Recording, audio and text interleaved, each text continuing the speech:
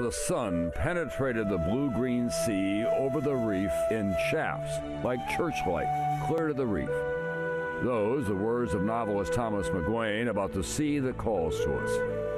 And McGuane is one of a gathering of brother warriors, buccaneers with rods and reels, determined not to plunder but to preserve all that lies bathed in the Caribbean sun, to preserve for those who will come after. Right here. 45 feet. Woohoo! Good. You see him? Oh, they're just coming off the dock. Yep. Okay. Yeah, he's. Go for it. Yep. Watch your leg. Uh-oh.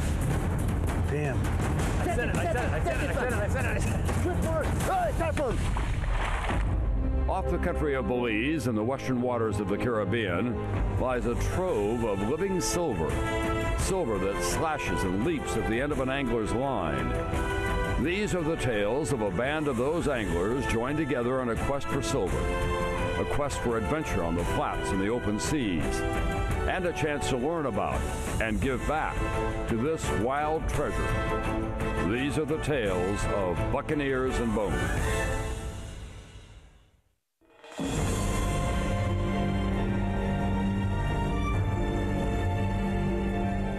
The fate of bonefish, tarpon, and permit require international conservation. And it's a matter that cannot be limited to pure environmentalists, but is something that will have an effect on business and industry as well. That is why entrepreneurs such as Patagonia founder Yvon Chouinard are involving themselves in the preservation of habitat and species. The pessimist says, oh, everything's screwed. Don't bother doing anything. It's hopeless. The optimist says, oh, everything's great. Everything's going to be fine. Don't bother doing anything. Either way, nothing happens. Chouinard has said that he runs his company like it is going to be here 100 years from now. And that means saving a natural world for it to be in. You know, for the American people, they've taken a poll and they said that saving the planet is 19th on people's priorities. Well, saving the planet is number one. I mean, you know, like David Brower said, there's no business to be done on a dead planet. There's also no religion to be done on a dead planet. Manatee. E.O. Wilson says we're going through the 6th great extinction. 12,000 species are going extinct every year, starting with the big species. Well, guess what? We're a large species.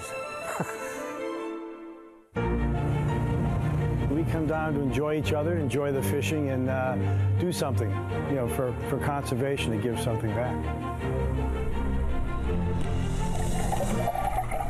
Over the sand, see him coming, moving from right to left.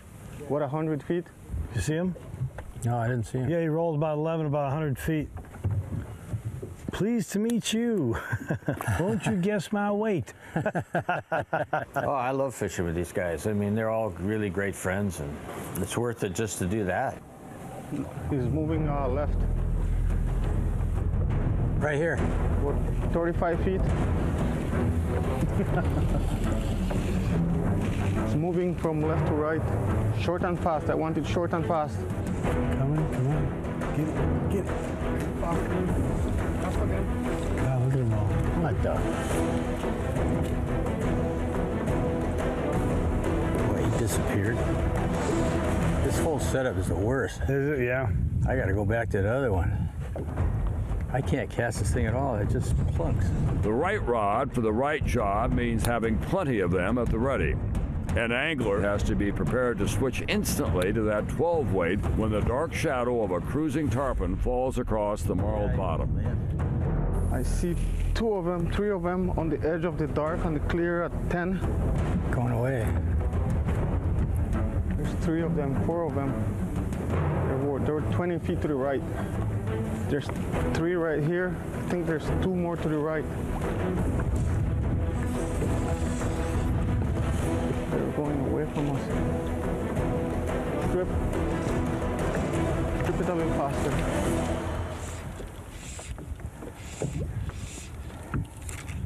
Son of a gun. Oh, that's what I call a refusal. A big school at 12:30, about 100 feet, moving left to right.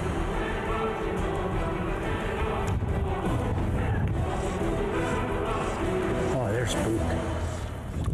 That was another refusal.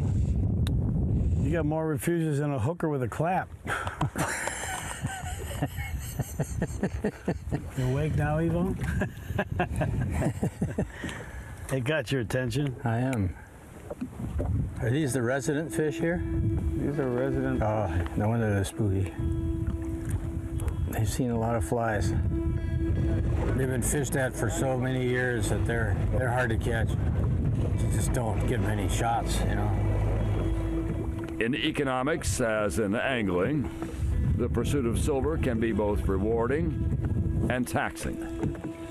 Ah, too far.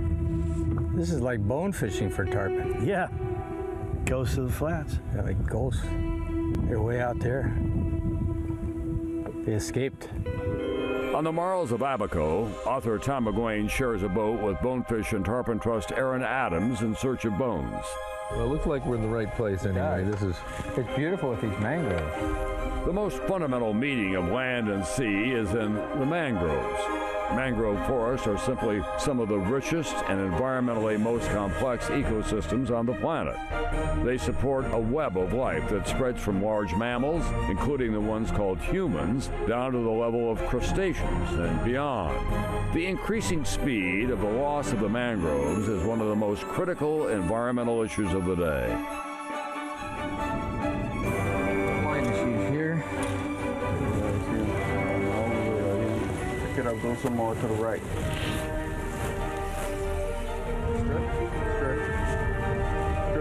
Strip. Ah, well done. On the board, and it's not even 9 o'clock. You didn't see them and just fought them. You think they were bigger than they are. Bonefish pack a lot of punch into a small package. And since it's not an eating fish, size is almost immaterial. I love their faces. It's got the most touching face in angling. The bottom line is you really should love these fish. If you're like a miner or a logger looking at them from the standpoint of an extractive user, you're probably going to abuse the resource. Let me at 'em, Louie. If you look at tarpon or bonefish or permit and you feel just a kind of affection, not unlike the affection you feel for your dog at home, but you just kind of love those fish. 1 o'clock, moving up to 12 o'clock, about 20 feet. 20 feet? To the left. Too much?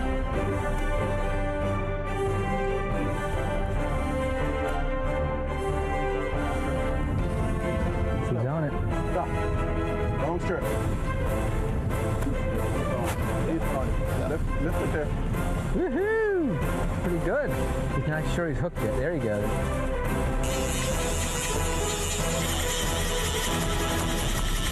Here's your fish, David. Nice. Once again. Hold the tip on. Yep. He's still spunky. That's a nice fish. Yep. These fish are all very husky. Nice Really job. did it all.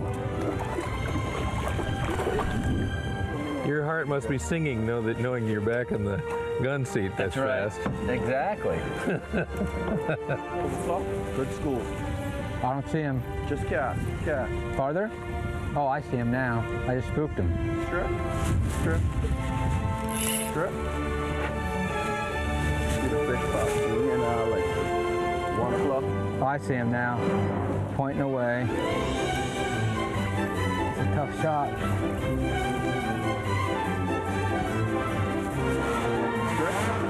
You're gonna get one. Yep.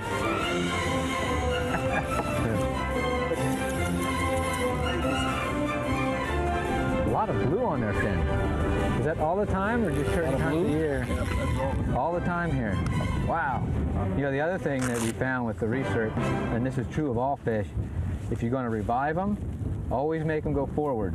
Always forward. If you go back and forth, the way they get oxygen from the water, it's got to go from front to back.